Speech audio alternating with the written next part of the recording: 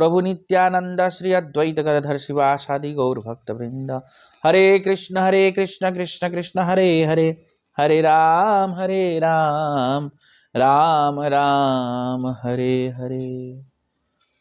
मैं सर्वप्रथम अपने गुरुपाद पद्म परम आराध्यतम नित्य लीला प्रविष्टम विष्णुपाद अष्टोत्तर शत श्री श्रीमद् भक्ति वेदांत नारायण गोसाई महाराज जी के चरण कमल में अनंत अनंत कोटि दंडवत अर्पण करता हूँ। है क्या क्या था कल जो बताया था, क्या तत्व था?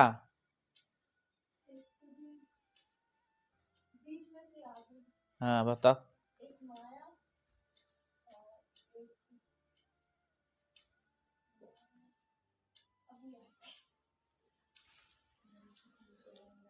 सुनती है ही नहीं तो क्या होगा।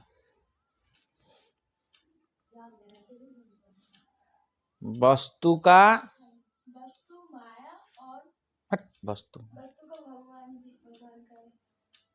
वस्तु का अंश जीव, वस्तु का शक्ति माया,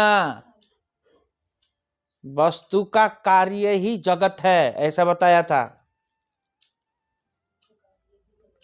हाँ, ये जानना चाहिए कौन से संप्रदाय का किसका कैसा सिद्धांत है। ये 4 संप्रदाय के बारे में बता रहे हैं। 4 संप्रदाय में क्या नियम है, वो लोग कौन से मत को स्वीकार किया, ये सब जानना चाहिए। अभी फिर बताया विष्णु स्वामी संप्रदाय प्राय जगत में लुप्त हो गया, प्राय बताया, ये भी बताया कल। हाँ, सुना है कि नहीं ढंग से? आपने सुना?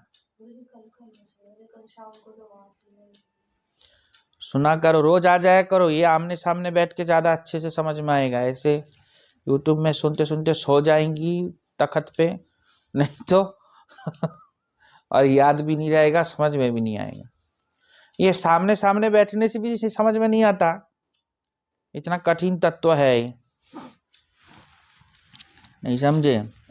तो हम लोग कल किन किन गोस्वामियों की कथा सुना?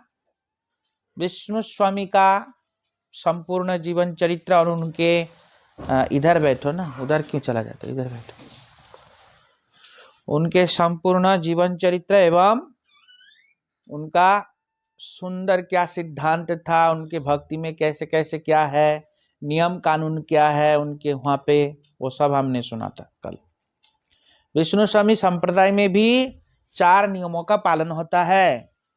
शिखा सूत्र मतलब जनेऊ संस्कार, और शिखा मतलब चोटी रखना होता है। और भागवत के अनुसार 4 नियम जो पालन हम लोग करते हैं वो भी करते हैं, और त्रिदंडी संन्यास भी उनके वहां भी होता है। नहीं समझा? मतलब चारों संप्रदाय को ग्रहण करने के लिए क्यों कहा? क्योंकि चारों संप्रदाय में नियम एक ही है, अलग अलग नहीं। पूजा पद्धति, पूजा के आराध्य देव अलग अलग हो सकते हैं, पर क्या नाम है, संप्रदाय का सिद्धांत एक है। समझ में आया? नहीं आया? एक है, चारों संप्रदाय का सिद्धांत एक ही है, नियम नहीं, पूजा। जैसे नियम एक है, नियम चारों संप्रदाय का एक है, अलग अलग नहीं है। तभी तो कहा कि चारों संप्रदाय में ही दीक्षा ग्रहण करना चाहिए। क्यों कहा? क्योंकि चारों संप्रदाय का नियम एक है, अलग अलग नहीं है। नियम विधि विधान दीक्षा का जैसा विधान है वो सब एक जैसा है। दीक्षा भी वहां भी पंचरात्रि के हिसाब से दीक्षा होता है, हमारे यहाँ भी पंचरात्रि के हिसाब से दीक्षा होता है। उनके भी पूजा पद्धति उसी कृष्ण शुक्ल यजुर्वेद से करते, हम लोग भी कृष्ण शुक्ल यजुर्वेद से करते हैं। भाई कृष्ण शुक्ल, हाँ, कृष्ण यजुर्वेद से करते हैं, वो लोग भी उसी से करते हैं। नहीं समझ में आया? बस केवल पूजा पद्धति अलग है। पूजा पद्धति मतलब जैसे विष्णु स्वामी संप्रदाय में लक्ष्मी नरसिंह का उपासना होता है। किसका? लक्ष्मी नरसिंह का। और रामानुज संप्रदाय में लक्ष्मी नारायण का उपासना होता है। बस थोड़ा पूजा पद्धति में थोड़ा थोड़ा भेद है। भेद मतलब भेद तो नहीं मानेंगे इसको भी, क्योंकि है तो भगवान ही है। तो चाहे लक्ष्मी नरसिंह हो, चाहे लक्ष्मी नारायण हो, चाहे राधा कृष्ण हो, है तो भगवान ही ना। चाहे राम सीता हो, है तो भगवान। तो बस यही अंतर है, और बाकी कोई अंतर नहीं है। नियम कानून सब एक है। और उनका सिद्धांत क्या था? उनका भाष्य क्या है? भाष्य का नाम क्या है? बताओ। भाष्य का नाम सर्वज्ञ सूक्त है उनका भाष्य का नाम। जैसे हमारा भाष्य का नाम वेदांत सूत्र है, गोविंद भाष्यम हमारे संप्रदाय का, ऐसे उनके संप्रदाय का सर्वज्ञ सूक्त भाष्य का नाम है। नहीं समझ में आया? ये जानना चाहिए, सर्वज्ञ सूक्त। और उनका मत क्या है? शुद्धा द्वैता द्वैत, शुद्धा द्वैता द्वैतवाद है।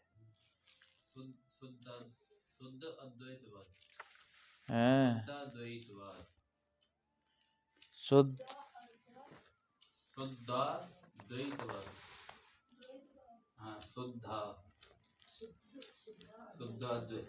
अद्वैतवाद बोल देंगे गड़बड़ हो जाएगा। शुद्धाद्वैतवाद, अद्वैत बोल देंगे तो मायावादी हो जाएगा। शुद्धा द्वैतवाद है।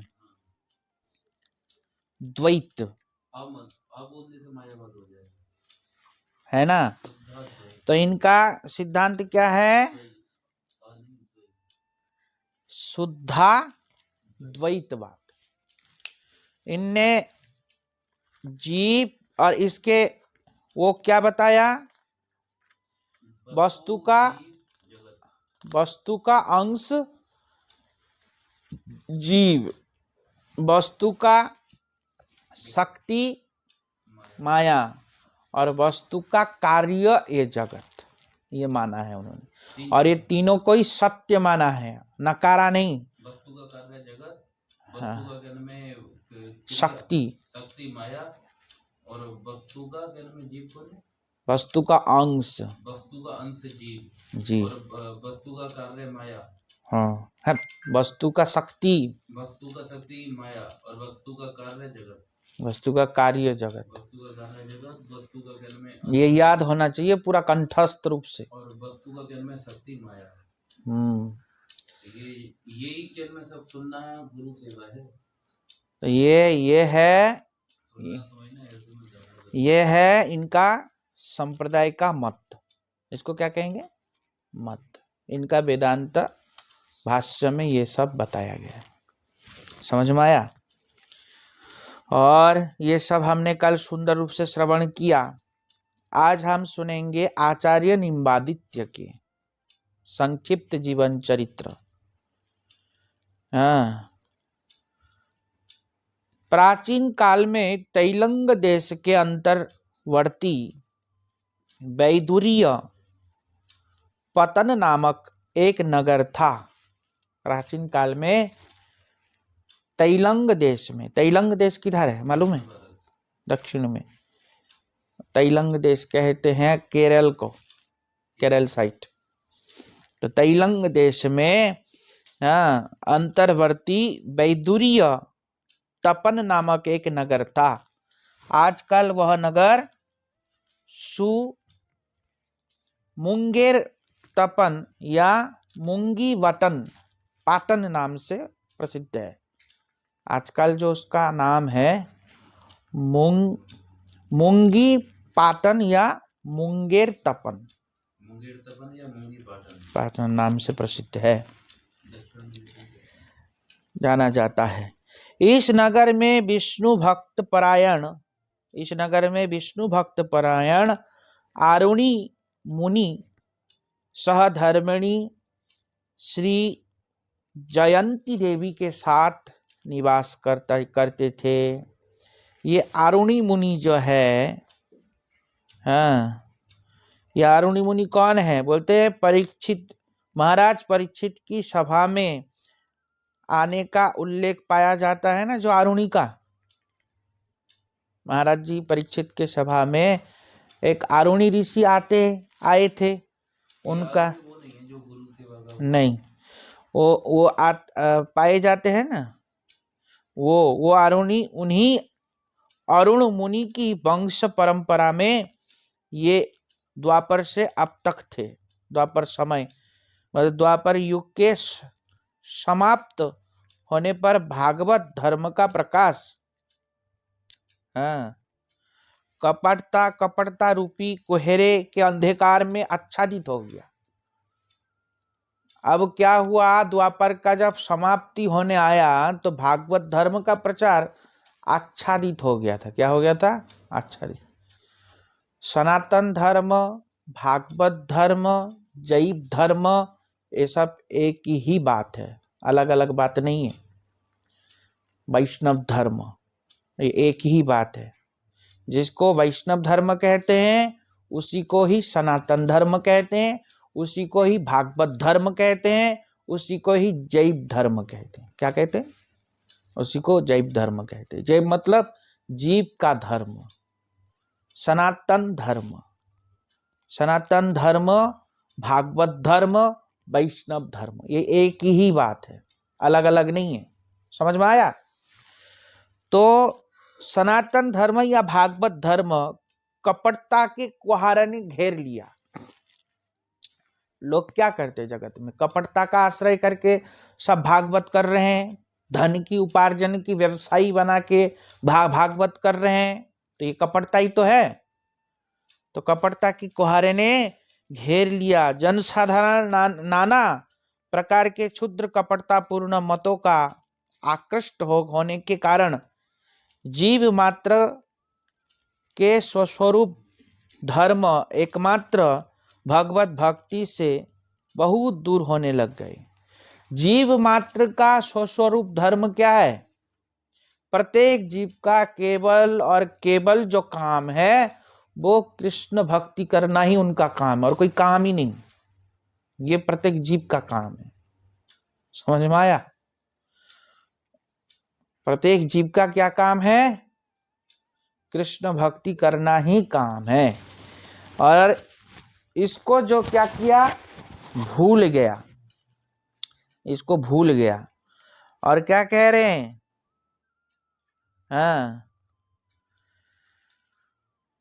भक्ति धर्म की रक्षा करने के लिए अपने एक सत्यावेश अवतार को भेजने की इच्छा किया भगवान विष्णु ने।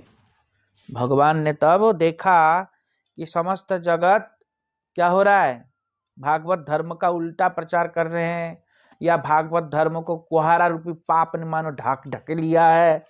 तो इसलिए अब उन्होंने क्या किया, एक शक्तिशाली, एक सत्यावेश अवतार को भेजने की चेष्टा किया। कौन? भगवान। और विष्णु भक्ति परायण श्रीमत अरुणि और परम भक्तिमती श्री जयंती देवी का आश्रय लेकर कार्तिक की पूर्णिमा तिथि के संध्या काल में सूर्य के समान तेजस्वी एक शिशु रत्न को जन्म दिया। कौन सी तिथि में जन्म दिया?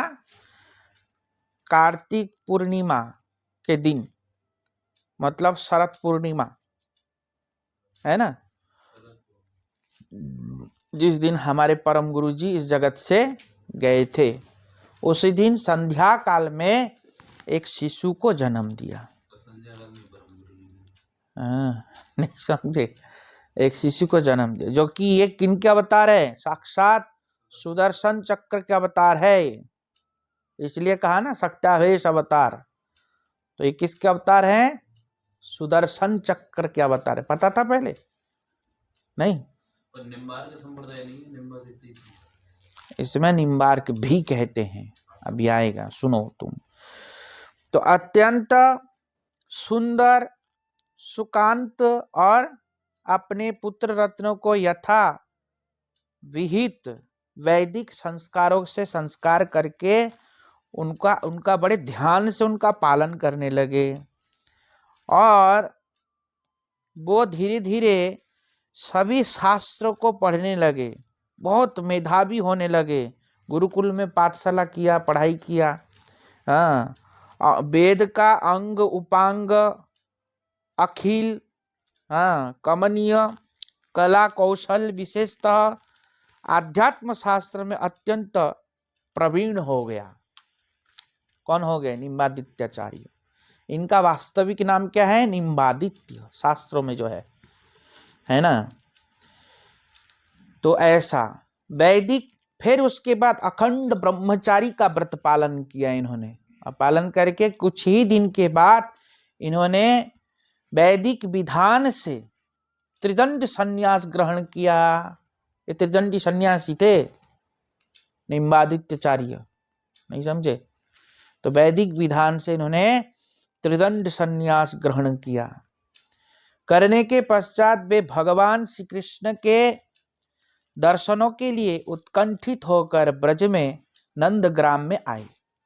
भगवान के दर्शन के उत्कंठा के लिए कहाँ आए? ब्रज में नंदग्राम में आए। उन्होंने यहीं पर सविशेष निर्विशेष श्री कृष्ण स्तव नामक 25 पद्यों से युक्त एक सुमधुर स्तोत्र का रचना किया।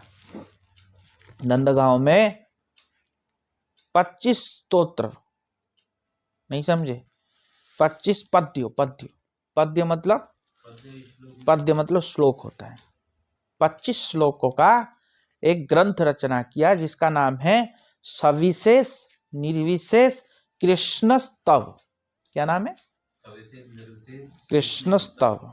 इन्होंने यहाँ पे रचना किया सुमधुर स्तोत्र। इसको मधुर स्वर से गा भी सकते हैं स्तोत्र को, जैसे हम लोग मुनिंद्र बिंद्र वंदिते त्रिलोक शोक हारिणी सब स्तोत्र गाते हैं ना, नमामि नंदनंदनम, ये सब स्तोत्र गाते, ऐसा ही ये स्तोत्र है। हाँ, उपास्य देव के चरणों में उपहार किया, उपहार स्वरूप भगवान के चरणों में समर्पित किया, प्रदान किया। तत्पश्चात वे गोवर्धन के निकट एक पर्णकुटी बना करके एकांतिक रूप से कृष्ण भजन आदर्श प्रदर्शित करने लगे। गोवर्धन के निकट, जो गोवर्धन है, गोवर्धन के निकट ही बहुत सुंदर एक छोटा सा कुटिया बना के वहां भजन करते थे। पर्णकुटी बनाकर कृष्ण भजन करते थे। वह स्थान आजकल निम्बग्राम या नीम गांव के नाम से प्रसिद्ध है। आजकल इस गांव का नाम क्या है? निम्बग्राम या नीम गांव। क्या गांव? या नीम गांव। ये ब्रज में है, प्रसिद्ध है। वही यहाँ पे कह रहे हैं गुरु जी, निम्बग्राम या नीम गांव, दो नाम बताया ना, नहीं समझ में आया? प्रसिद्ध है। ऐसा कहा जाता है कि एक समय एक जैनी सन्यासी दिग्विजय करने की अभिलाषा से मथुरापुरी में आए थे। दिग्विजय अभिलाषा लेकर के, मैं दिग्विजय हूं, जैनी सन्यासी। जैनी सन्यासी जानते हो? है, जैनी को नहीं जानता? ये जैन मुनि नहीं है जो उसमें आता है, बहुत तेज चिल्लाता था, सागर, क्या नाम है उसका? नहीं समझा? वो शरीर पे बाल उखाड़ते हैं, ऐसे उखाड़ते हैं, शरीर पे एक कपड़ा नहीं पहनते, निर्वस्त्र होते हैं, वो हाथ में मोरपंख लेके रहते हैं। तो जैनी सन्यासी आया दिग्विजय करता हुआ। दिग्विजय मतलब सबको हरा हरा के आ रहा था। हाँ, वो मौन व्रत धारण करते हैं। तो ऐसे करके आ रहे थे, दिग्विजय करके आ रहे थे, सबको हरा हरा के आ रहे थे। और हराते हराते हराते हराते यहाँ भी आ गया इनके पास। किनके पास? निम्बादित्य के पास। और निम्बादित्य ने उस सन्यासी को, मतवाद को शास्त्र की युक्तियों द्वारा खंड खंड कर दिया। उनके सारे युक्ति के द्वारा, उनके शास्त्र की युक्ति, उन लोग भगवान निराकार मानते हैं, वो लोग शास्त्र की युक्ति तर्क के द्वारा है, पहले मानते थे, अब नहीं मानते, अलग बात है। तो युक्ति तर्क के द्वारा उन्होंने क्या किया? उनको खंड खंड कर दिया। वैष्णव धर्म का उपदेश प्रदान कर उसे अपना शिष्य के रूप में ग्रहण कर लिया। फिर क्या किया? ऐसा खंड किया, सब जगह में दिग्विजय करके आए, और निम्बादित्य के पास आके खंड खंड हो गए, और ऐसा किया कि उनको अपना शिष्य ही बना लिया। फिर ऐसा किया। ये है महापुरुषों का लक्षण। महापुरुष ऐसे कर देते हैं। हमारे गुरुजी गए थे कहाँ, चाइना में। चाइना में जब हमारे गुरुजी गए, वहां एक धर्मगुरु थे, 3000 शिष्य थे उनके, और गुरुजी के पास आए, शास्त्रार्थ किया, गुरुजी ने भी किया। बाद में उनको समझ, वो भी तो जैनी होते हैं, चाइना के अधिकतर लोग जैन, बौद्ध धर्म को मानने वाला, बौद्धिस्ट जैनी से नहीं, बौद्धिस्ट से ही जैनी हुआ है। वही लोग भी मानते हैं, बुद्ध को मानते हैं, जैनी भी, और वो भी मानता है। नहीं समझ में आया? तो ऐसा हुआ, और होने के बाद फिर गुरुजी ने जब अच्छे से कथा किया, समझाया, तब फिर उनके शिष्यों को बोला कि ये असली गुरु है, इनके शरण में चले जाओ। मैं भी इनकी शरण में जा रहा हूँ, नहीं समझे? 3000 लोगों 3000 लोगों ने हरि नाम ने गुरुजी से हरि नाम लिया था चाइना में। सब कुछ हुआ। समझ में आया?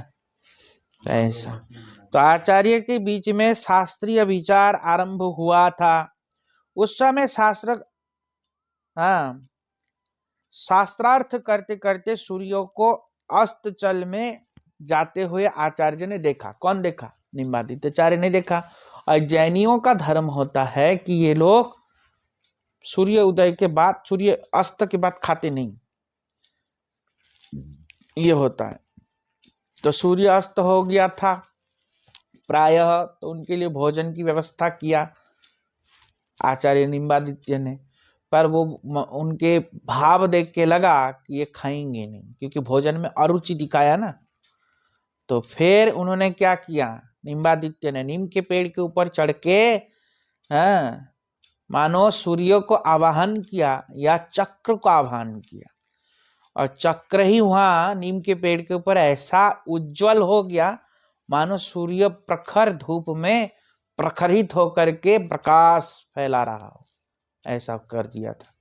और तब उसके प्रकाश को देख करके तब जैनी खाना खाया, मतलब भोजन किया, ऐसा ऐसा बोलते हैं। तो इसी प्रकार उनको देखकर अतिथि सन्यासी ने उसे सूर्य ही समझा। अतिथि सन्यासी ने क्या समझा? उसको सूर्य ही समझा। और निम्ब वृक्ष के ऊपर चढ़कर आदित्य व अर्क के स्वरूप में प्रकाशित होने, अथवा आदित्य या अर्क सूर्य प्रकाशित करने के कारण आचार्य निम्बादित्य निम्बार्क नाम से प्रसिद्ध हुए। किस नाम से प्रसिद्ध हुए? निम्बार्क। समझ में आया? मतलब अर्क प्रदान किया ना, अर्क मतलब प्रकाश, अर्क प्रकाश किया, इसलिए निम्बादित्य निम्बार्क अथवा निम्ब, बाद में निम्बार्क नहीं हुआ, सुनो पहले। निम्बादित्य किस लिए हुआ? नीम के पेड़ के ऊपर चढ़ के उन्होंने अर्क प्रकाश किया, इसलिए निम्बादित्य या निम्बार्क अथवा निम्ब विभासु। निम्ब विभासु मतलब नीम के पेड़ के ऊपर चढ़ के विभासु सूर्य को प्रकाश किया, या सूर्य जैसा चमका। समझ में आया? इसलिए इनका नाम निम्ब विभासु भी है। प्रसिद्ध हुए। कहीं कहीं अरुणोदय, नियमानंद और हरिप्रियाचार्य के नाम से भी प्रसिद्ध है। इनका नाम कहीं कहीं क्या है? अरुणोदय या नियमानंद या हरिप्रियाचार्य, इस नाम से भी इनका नाम प्रसिद्ध है। कुछ लोगों का कहना है कि श्री कृष्ण के पौत्र वज्रनाभ जिस समय मथुरा मंडल के अधिपति थे, वही समय ही निम्बार्क आचार्य के प्राचीन गुरुओं के अभ्युदय का काल था। निम्बादित्य का जो प्राचीन गुरुओं का काल था, उसी समय था। किस समय?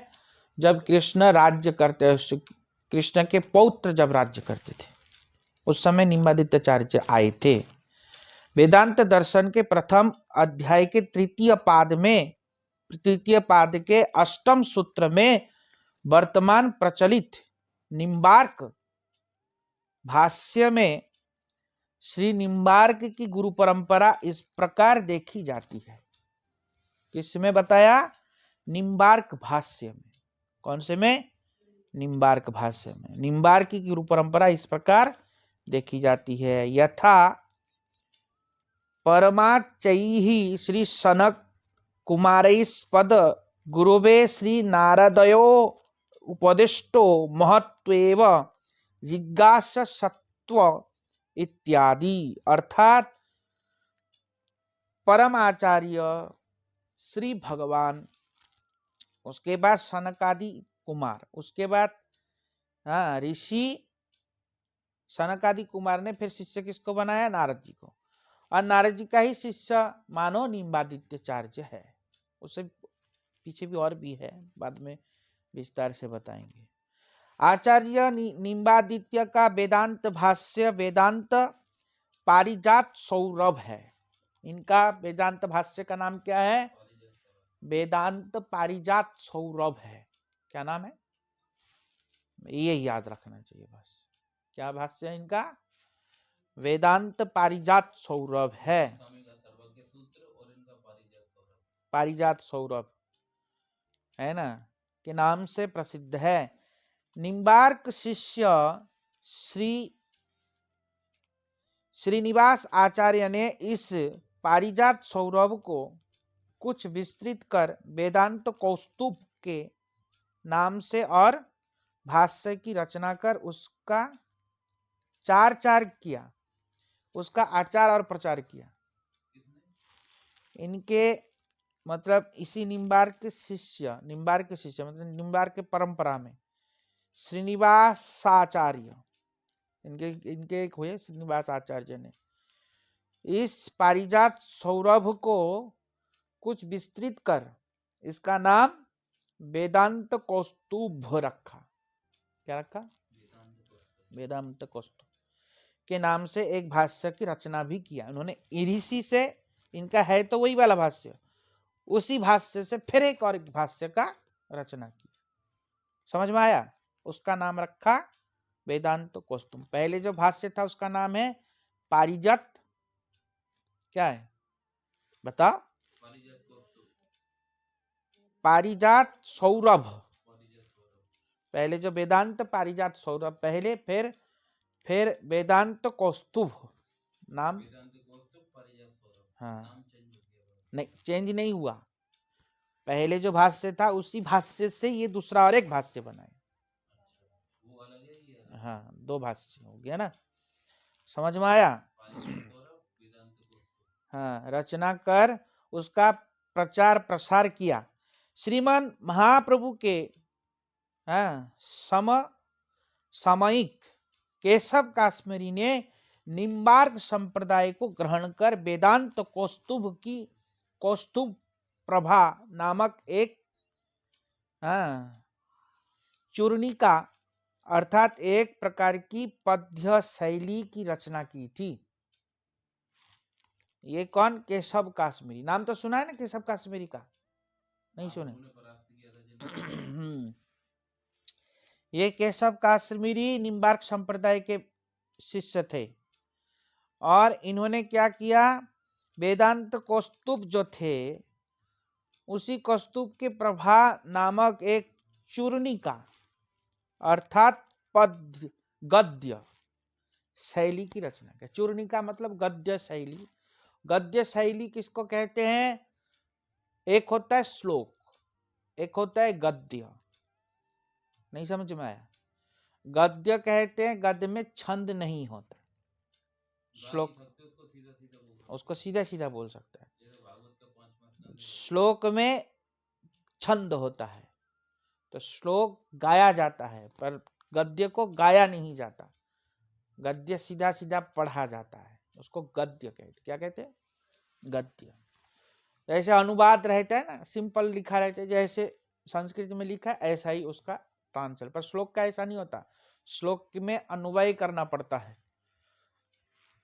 तब जाके उसका आगे पीछे का अर्थ निकलता है। नहीं तो वो छंद को मिलाने के लिए,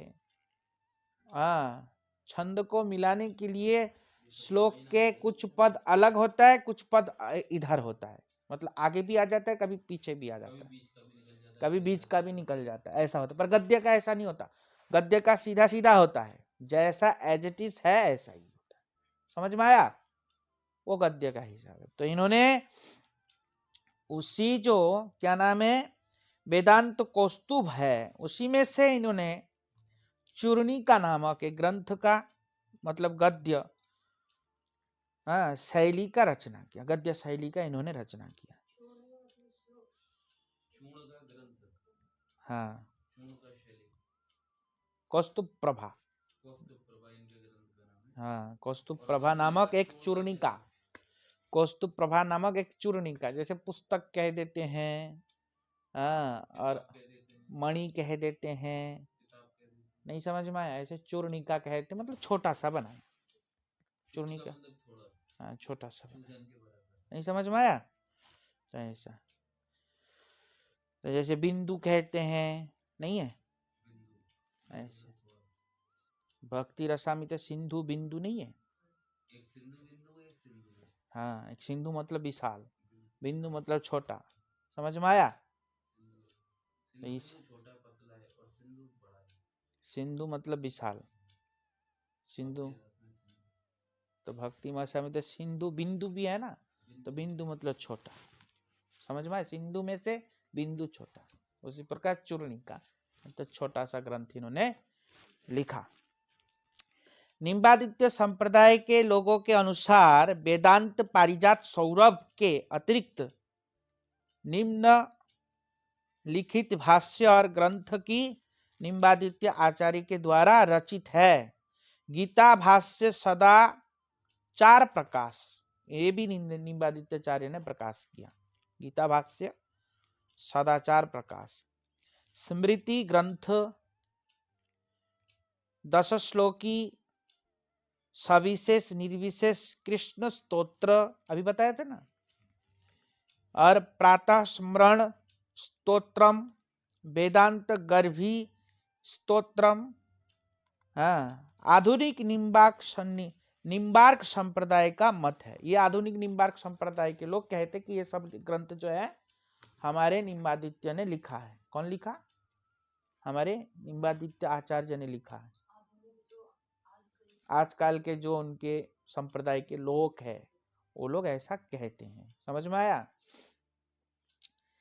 उपरोक्त 6 ग्रंथों से वेदांत पारिजात सौरभ ब्रह्मसूत्र का भाष्य 10 श्लोकी की सविशेष निर्विशेष कृष्ण स्तोत्र, प्रातः स्मरण स्तोत्र, ये 4 ग्रंथ श्री निम्बादित्य आचार्य द्वारा रचित है। पर ये जो 4 ग्रंथ है जो अभी बताया, कौन कौन सा? वेदांत पारिजात सौरभ, ब्रह्मसूत्र भाष्य, इसी को कहते हैं वेदांत पारिजात सौरभ को, और 10 श्लोकी सविशेष निर्विशेष कृष्ण स्तोत्र 2 हो गया, प्रातः स्मरण स्तोत्रम,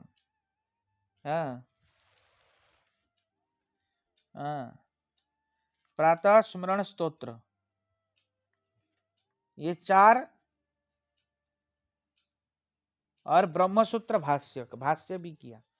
तो ये 4 जो है इन्होंने लिखा। कौन लिखा?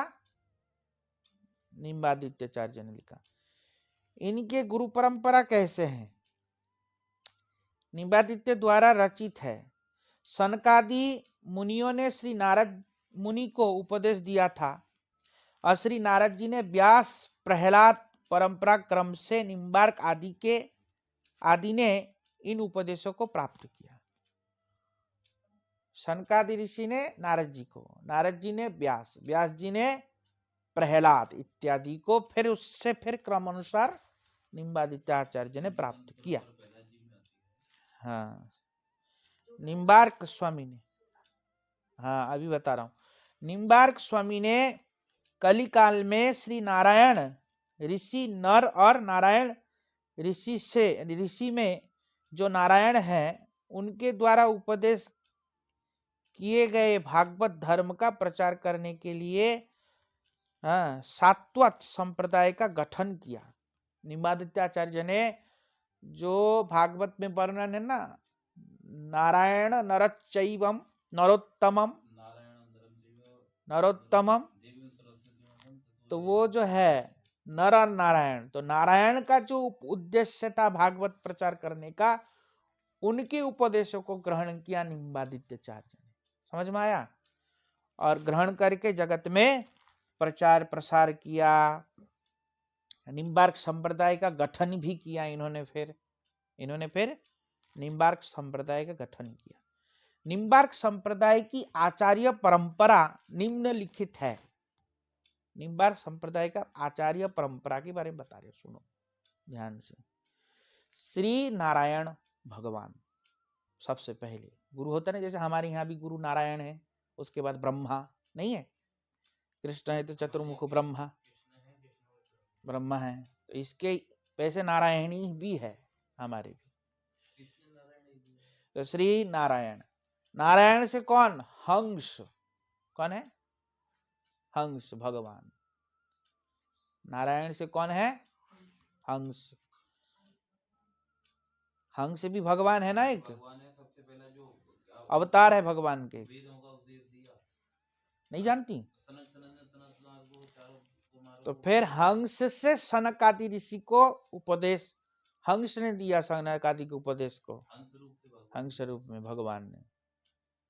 तो भगवान नारायण ही हंस है। कौन है? हंस है।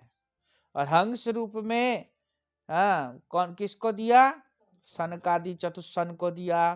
फिर चतुस्सन ने नारद जी को दिया, नारद जी ने निम्बादित्याचार्य को दिया, निम्बादित्याचार्य ने श्री श्रीनिवास आचार्य को दिया, श्रीनिवास आचार्य ने वेदांत कौस्तुम भाष्य और ब्रह्मसूत्र भाष्य कर रचना किया।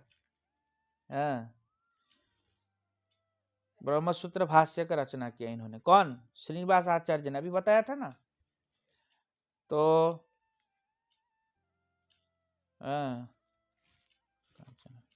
रचना किया।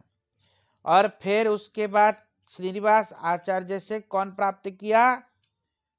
भास्कर भट्टाचार्य ने प्राप्त किया। क्या नाम है? भास्कर भट्ट। अब 7वें में आ गया, अभी भास्कर भट्टाचार्य ने प्राप्त किया। 7वें नंबर के गुरु परंपरा में आ गए ये। तो फिर वेद और ब्रह्मसूत्र आदि के भाष्यकार थे। ये कौन? ये भाष्यकार भट्टाचार्य, वेद और ब्रह्मसूत्र के भाष्यकार भी ये भी थे, इन्होंने भी बनाया है।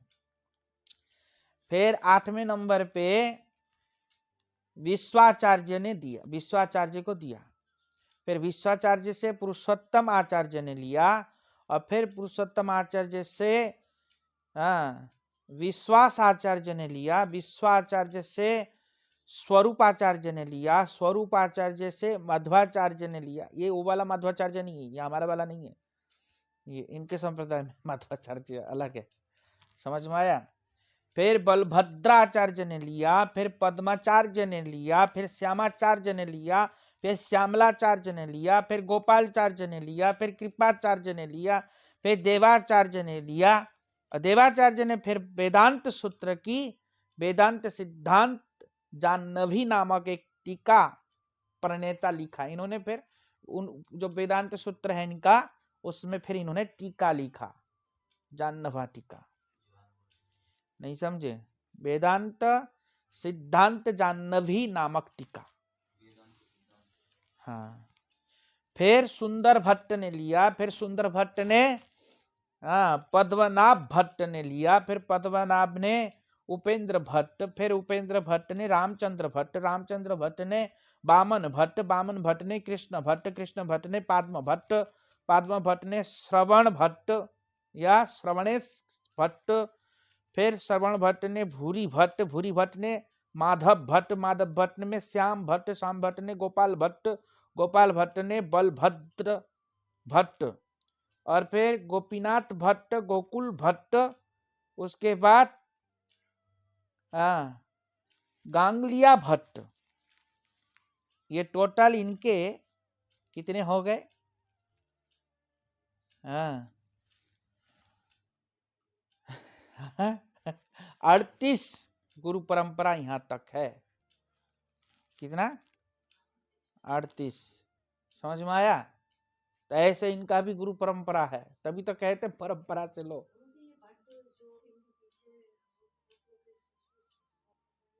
हाँ व्यक्ति कर्म में, गुरु कर्म में गृहस्थी भी हो सकता है, पर योग्य होना चाहिए। हाँ, ये नहीं सन्यासी गुरु भट्ट होते हैं गुरु, जो गृहस्थी लोग होते हो जाते हैं बाद में, उनको भट्ट कहते हैं। योग्य हो, भगवत प्राप्त भक्त समझ में आया? तो ऐसे अब इनके जो ये क्या नाम है, गांगलाया भट्ट है, इन गांगलाया भट्ट से केशव भट्ट, ये श्रीमन महाप्रभु के समयकालीन केशव काश्मीरी के नाम से प्रसिद्ध थे। ये जो केशव भट्ट थे, ये गांगलाया भट्ट के शिष्य है केशव भट्ट।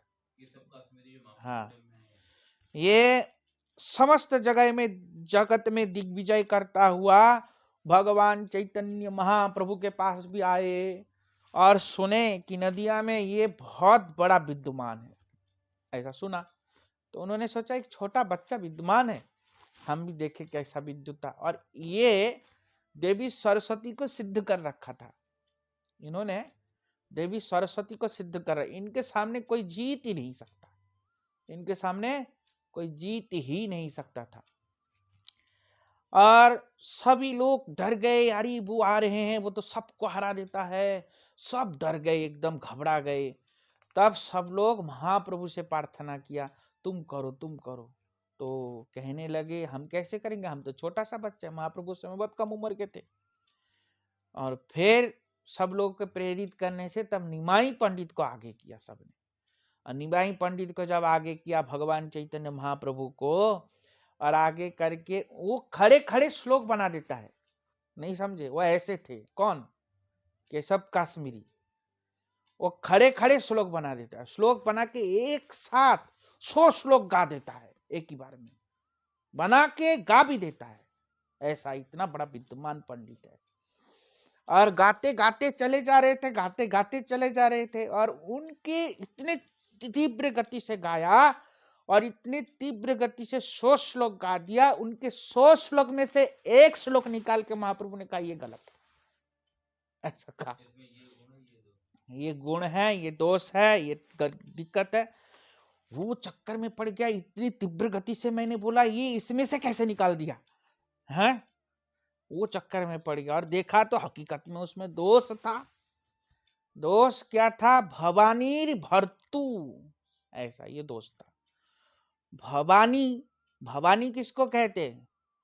वहां दीवार में घुस जा। भवानी किसको कहते हैं? भव मतलब भव शंकर जी, भवानी मतलब उनकी पत्नी। कौन? उनकी पत्नी को भवानी कहते हैं। भवानी भर्तु, भर्तु मतलब भर्तु फिर पति। पहले भवानी कह दिया तो शिव पार्वती तो आ ही गया, फिर भर्तु कहने से फिर भवानी किसके भर्तु बनी? समझ में आया? भवानी के भर्तार फिर और कौन है? दो दो भर्ता आ गया यहाँ पे, पहले भवानी बोल दिया, हाँ पहले भवानी बोल दिया, अब फिर बोल दिया भर्तु, मतलब दूसरा भी पति है पार्वती जी का। समझ में आया? महाप्रभु ने यहाँ पकड़ लिया, क्या बोलते? पार्वती जी का दूसरा पत्नी, दूसरे भी पति है। बोलते कैसे? बोलते तुमने पहले बोला भवानी, तो भवानी का मतलब क्या होता है? भवानी का ही मतलब होता है शिव पार्वती। भव मतलब शंकर, अब भवानी, भवानी मतलब उनकी भार्या पत्नी। समझ में आया? तो पत्नी, अब पत्नी फिर भर्तु, भर्तु मतलब होता है कौन? भर्तु किसको कहते हैं? भातार मतलब पति, किसको कहते हैं? पति। भर्तु का मतलब जो भरण पोषण करता है, जिसके पति है वो पति। समझ में आया? तो भवानी फिर भर्तु मतलब फिर और एक कौन पति है इसके, ऐसा कहा। वो सुन के चकरा गया, हार गया। और जो उनके जो बच्चे सब थे महाप्रभु के टोली में, वो सब लोग हंसने लगे, अच्छा हुआ हरा दिया। महाप्रभु कहते चुप रहे ना, मर जाएगा नहीं तो ये, क्योंकि बेइज्जती होता है ना ऐसे। हाँ, और फिर जब ऐसा किया, उनका हालत खराब हो गया। और फिर कहता आज मैं मर जाऊंगा, मैं ऐसा हो जाता है ना, ऐसा मर जाऊंगा। देवी सरस्वती को बुलाया, देवी सरस्वती को कहा आपने हमको वरदान दिया, आप हमारे बाग में बैठी थी, क्योंकि जिस समय वो बोलते थे श्लोक, देवी आके उनके वाक्य में बैठ जाती थी। नहीं समझे, वो थोड़ी बोलता था, वो देवी बोलती थी, ऐसे सरस्वती बोलती थी।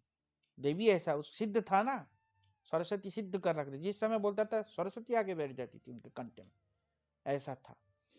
अब उन्होंने फिर बोलता आपने वरदान दिया, हमारा इतना बेइज्जती हुआ, हम अब जिएंगे नहीं। तब देवी सरस्वती आकर के साक्षात दर्शन दे के कहा वो मेरा पति है, मैं उसके सामने कैसे बोल सकती हूँ, ऐसा कहा, इसलिए तुम्हारा गड़बड़ हुआ, मुझे तो हारना ही पड़ेगा ना, वो मेरा पति है, इसलिए तुम जाओ और उनके शरणापन्न हो और उनसे उपदेश ग्रहण करो। तब केशव काश्मीरी ने क्या किया, महाप्रभु के पास आके शरणापन्न हुए और उनसे क्षमा याचना किया। फिर अपना ये जो अहंकार था, मैं दिग्विजयी हूँ, ये अहंकार को त्याग दिया। नहीं समझे? तो ये सब कथा, अब बाकी की कथा हम कल श्रवण करेंगे, अभी बहुत कथा है इनकी। तो समझ में आया? वांछा कल्पतरुभ्यश्च कृपा सिंधुश्च पतितानां पावनेभ्यो